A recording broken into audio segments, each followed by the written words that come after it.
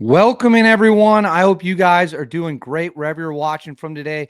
We have some major breaking news, and that is it appears Iran has been caught red-handed, hand in the cookie jar, preparing for a new war in the Middle East. And this, of course, comes after the 12-day war, which Israel and Iran fought. The U.S. entered it at the end to kind of land the final blow to put an end to hostilities, put an end to the war. It now appears a new war could be on, and Iran is secretly preparing to possibly launch or certainly build out its arsenal if another conflict is on our doorstep. So obviously, if they think Iran is about to start another war, it could kick this whole thing off yet again, and we will find ourselves in the position we did several months back. Before we get into it, I'm going to break it all down. We're going to go through a bunch of videos, evidence, all that stuff, what Iran was caught doing. Before we do, as always, please make sure to like and subscribe. Totally free, cost you nothing. We're closing in on 200,000 subscribers. I'm hoping we can maybe hit that today. So please make sure to like and subscribe. Comment with your thoughts below. Do you want to see President Donald Trump maybe strike first against Iran if they are secretly planning a war, or should we sit this out? It's none of our business. Let us know in the comments below. Hit that notification bell. All notifications turned on. You won't miss a single thing. You'll have the best information on all of YouTube. And then right here, Instagram, David_Hookstead, X, D Hookstead. That's where you can find me on social media. My DMs are wide open. If you have any good information, please send it there and I will check it out. Now let's get into it. As we know, Israel and Iran fought a brutal air war against each other, and it resulted in a lot of destruction on both sides. Israel got hit in its civilian centers, population centers, Tel Aviv.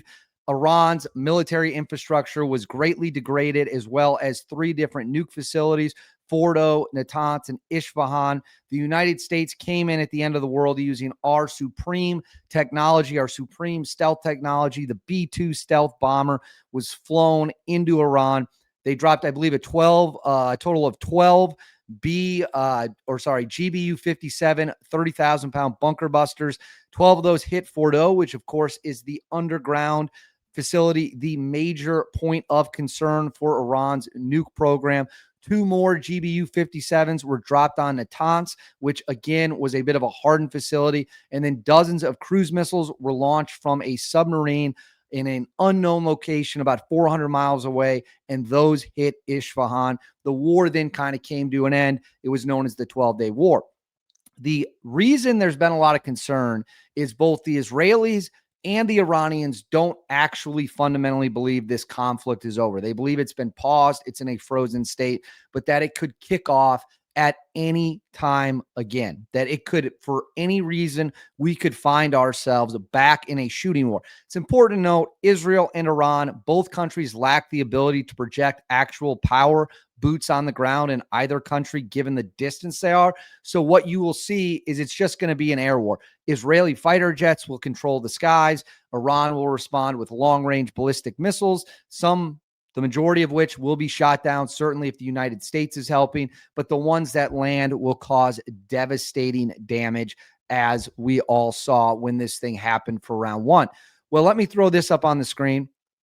This comes from the Associated Press, and it appears that Iran is now in the process of rebuilding and maintaining its missile stockpile out of fears that this war is going to start. They are trying to rapidly expand their missile arsenal so that they can hit Israel and regional bases. Remember, they bombed the U.S. base in Qatar. It says, fearing another war with Israel, Iran begins rebuilding missile sites, but key component is missing.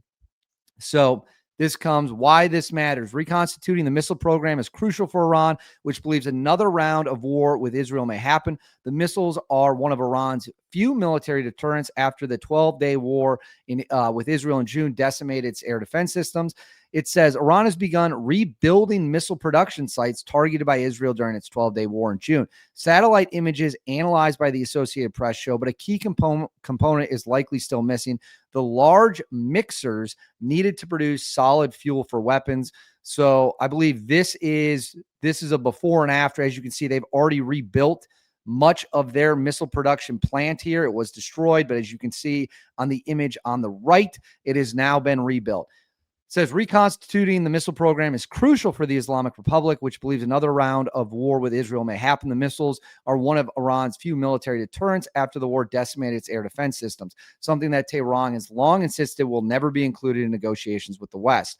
Missile experts told the AP that obtaining the mixers is a goal for Tehran, particularly as it prepares for possible United Nations sanctions to be reimposed on the country later this month. The sanctions would penalize any development of the missile program, among other measures. In an address to the UN General Assembly on Wednesday, Iranian President Mossad Pezeshkian blamed Israel attacks and the separate U.S. bombing of Iran nuclear sites for dealing a grievous blow to peace negotiations. Known as planetary mixers, the machines features blades that revolve around a central point like orbiting planets and offer better mixing action than other types of equipment. Iran could purchase them from China, where experts and U.S. officials say they've purchased missile fuel ingredients and other components in the past. If they're able to reacquire some key pieces like planetary mixers, then that infrastructure is still there and ready to roll again, said Sam Lauer, a research associated at the James Martin Center for Non-Proliferation Studies, who studied Iranian missile sites. Iran's mission to the United Nations did not respond to requests about the country's effort to rebuild its missile arsenal. So here we go. It says solid fuel missiles can be fired faster than those using liquid fuel, which must be loaded just before launch. That speed can make the difference between launching a missile and having to destroy it in a launcher, something that happened during the war with Israel. Iran has solid fuel missile manufacturing bases at Qusayr and Parshin, two sites just outside Tehran, as well as the Sharad, some 250 miles northeast of the capital. Even before the most recent war, all of those sites came under Israeli attack in October 2024 during hostilities between the countries. So I'll pull this off the screen real quick, get the next thing prepped, ready to go. So here's the deal. Iran is clearly gearing up, planning for a new phase of this war, planning to rapidly expand its missile arsenal. Their ballistic missiles have more than enough range to hit Israel. They can carry heavy warheads. We saw some of the destruction those warheads did. Now, what Israel has going for it is that the United States military has the capability to shoot those down. The Israelis do too with David Slingshot and the Arrow 3, but really the backbone of their missile defense at the end of the day is backed up by the United States military. You remove the United States military, arming them and using our capability to shoot down missiles, and the damage inside Israel would be catastrophically worse. That is just a fact. You might not like it. You might want to debate it, but it is the U.S. military's, the backstop of the U.S. military that keeps the people of Israel safe. Yes, they can shoot down some missiles on their own, no question about it, but it's our technology that really is the premium there. That leads me to this point. President Donald Trump has made it clear he will not hesitate to strike Iran again if he feels that there is a significant threat or that they try to enrich uranium again. Right here, it doesn't sound like they're trying to enrich uranium. They've been caught trying to build out their ballistic missile arsenal. Will Trump strike just because of that? Honestly, probably not. That is probably not going to trigger a response from the United States. We are not going to bomb regular missile production, in my opinion. Now, I could be totally wrong about that. I could be way off base with that. Trump might make the decision. If he does make the decision, we kind of already have a blueprint from Operation Midnight Hammer, when the B-2 stealth bombers, escorted by F-22s and F-35s, suppressing enemy air defense systems, were able to cause massive levels of destruction in Iran. So for those of you who are unfamiliar with the details, this is Dan Raisin Kane, the chairman of the Joint Chiefs, when he explained the situation to the media following the strikes at the end of June. And precision at the time and place of our nation's choosing. This was a highly classified mission with very few people in Washington knowing the timing or nature of this plan. I'll refer you to the graphic on the side as I walk you through some of the operational details. At midnight Friday into Saturday morning, a large B-2 strike package comprised of bombers launched from the continental United States. As part of the plan to maintain tactical surprise, part of the package proceeded to the west and into the Pacific as a decoy, a deception effort known only to an extremely small number of planners and key leaders here in Washington and in Tampa. The main strike package, comprised of 7 B-2 Spirit bombers, each with 2 crew members, proceeded quietly to the east with This is minimal really cool. communications. Limited comms is how Throughout they the did it. 18-hour flight into the target area, the aircraft completed multiple in-flight refuelings. Once over land, the B-2s linked up with escort and support aircraft in a complex, tightly timed maneuver requiring exact synchronization across multiple platforms in a narrow piece of airspace, all done with minimal communications. It's worth noting here that there's not an Air Force on the planet that could do what he just said. We flew planes thousands of miles away secretly. Then we had a decoy package that went west to the Pacific, and the real package went east and then linked up with stealth fighters. And they did it without even needing to communicate because, of course, you break radio silence, the enemy can pick it up. So this is really a testament to the unrivaled military power and sophistication we have as Americans. We should all be very happy about that. This type of integration is exactly what our joint force does better than anyone else in the world. That's what I just said. At approximately 5 p.m. Eastern Standard Time last night, and just prior to the strike package entering Iran, a U.S. submarine in the Central Command Area of Responsibility launched more than 24 Tomahawk land attack cruise missiles against key surface infrastructure targets at Esfahan.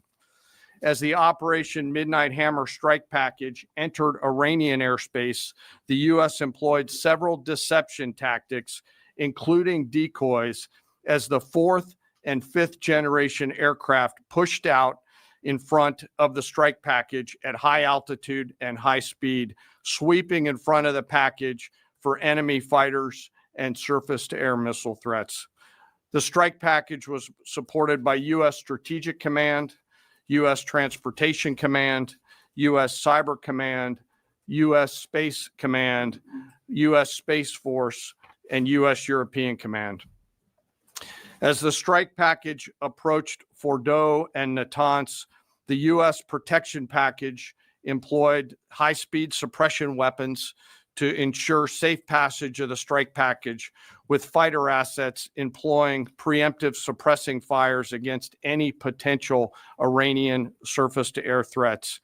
We are currently unaware of any shots fired at the U.S. strike package on the way in. At approximately 6:40 p.m. Eastern Standard Time, 2:10 a.m. Iran time, the lead B-2 dropped two GBU-57 massive ordnance penetrator weapons on the first of several aim points at Fordow.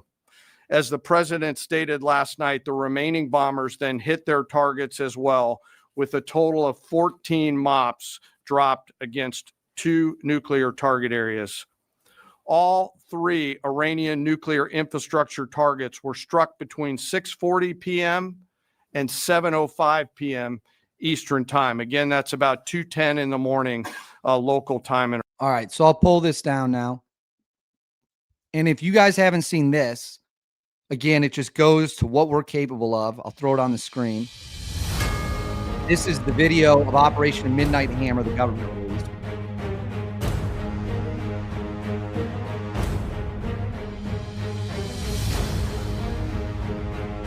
Beauty of the B-2. It's gorgeous.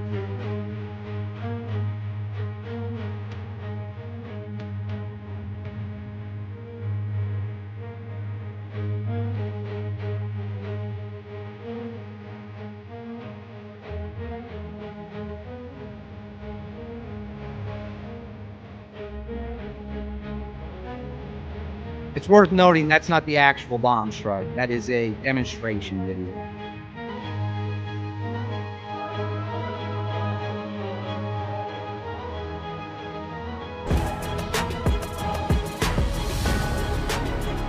Pretty cool. This is them returning. So, I mean, that is what it would look like again if President Donald Trump did decide to strike. Again, I'm not saying he would. I don't know if he would. I don't think he would. But what we know is Iran has been caught red-handed now, hand in the cookie jar, attempting to rapidly expand their missile arsenal because a new war might kick off. So will the Israelis preemptively strike them? I honestly can't say. It would definitely be within the playbook of how we saw the 12-day war start. The 12-day war started with Israel launching a shock and awe style air campaign targeting air defense systems and missile launchers. They could certainly do that again. And then at that point, whatever missiles Iran has left, you can guarantee are going to be unleashed on Israel, most likely Tel Aviv, Haifa, cities like that. I doubt they would target some other areas. They could also target the location of Israel's nuclear program, a little bit of tit for tat. But this situation appears to not be going away. In fact, it appears to be getting ready to be spun up again. And should the United States get involved? Should the United States not get involved? That's going to be a decision for President Donald Trump. He already got involved once. It would not be out of the question to get involved twice. I just don't know if he's going to do it over ballistic missile production, but it appears the war might be coming. But I want to know what you guys think. Let me know in the comments below. Should President Donald Trump strike first, take out this missile production before it can even get off the ground and a new war can start again? Or is this none of America's business and it should just be between Israel and Iran? Let me know in the comments below. Please make sure to like and subscribe. Totally free. Cost you guys absolutely nothing at all. Huge, huge, huge boost to the channel. Hit that bell, all notifications turned on. And then right here at the bottom of the screen, Instagram, David_Hookstead, X, D Hookstead. That's where you can find me on social media. DMs are wide open. Send me any tips or information you have, or just reach out to say hello. I'll see you all next time.